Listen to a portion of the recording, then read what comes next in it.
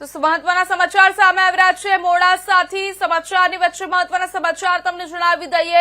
મોડાસામાં વેપારીઓએ કર્યો ચક્કાજામ। વેપારીઓએ ચક્કાજામ કર્યો છે। માલપુર રોડ પર રોડની ધીમી કામગીરીને લઈને વેપારીઓમાં રોષ।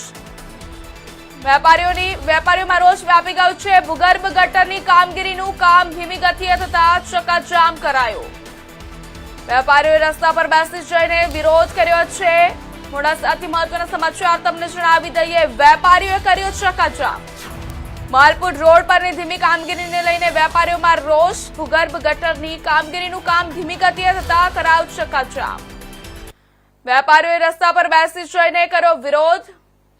પોલીસ ઘટના સ્થળે પહોંચી ચક્કાજામને લઈને વાહનોની કતારો લાગી। ચક્કાજામને લઈને વાહનોની લાંબી કતારો લાગી।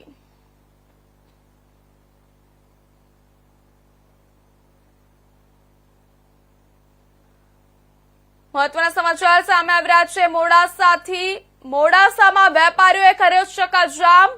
રસ્તા વચ્ચે વેપારીઓ દ્વારા ચક્કાજામ કરવામાં આવ્યું। તેનું કારણ સામે આવ્યું છે કે માલપુર રોડ પર રોડની ધીમી કામગીરીને લઈને વેપારીઓમાં રોષ ફાટી નીકળ્યો છે।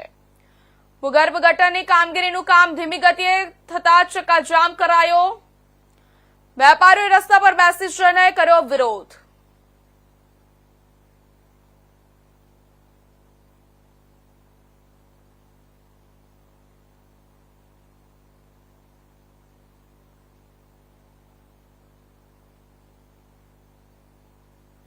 સમાચારો વચ્ચે આ સમાચારના વધુ વિગતવાર માહિતી આપવા માટે આપણી સાથે જોડાયા છે મોડાસાથી નીરવભાઈ પ્રજાપતિ।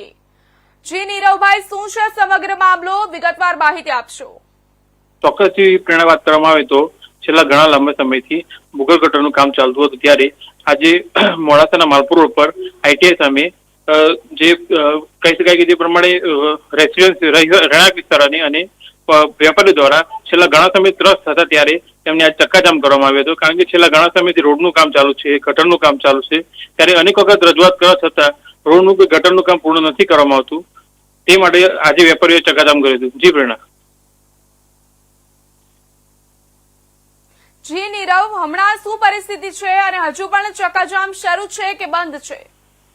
ચોક્કસથી પણ વાત કરવામાં આવે તો જે પ્રમાણે વેપારીઓ કંટાળી આખરે ચક્કાજામનો રસ્તો અપનાવ્યો હતો, ત્યારે જે પ્રમાણે ચક્કાજામ કરવામાં આવ્યું હતું અને વારંવાર રજૂઆત કરવા છતાં તંત્ર કામે ન લાગતા વેપારીઓ દ્વારા ચક્કાજામ કરતા હાલ તો પોલીસ દ્વારા વચ્ચે આવીને મામલો થાળે પાડવામાં આવ્યો અને હાલ તો આરએમબીના અધિકારીઓ દ્વારા અને નગરપાલિકા દ્વારા આ મામલે ચોક્કસથી ઝડપથી કામ પૂરું થાય તે માટે હૈયાધારણા આપવામાં આવી છે।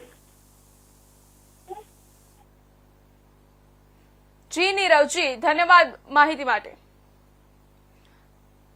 સમાચારમાં આગળ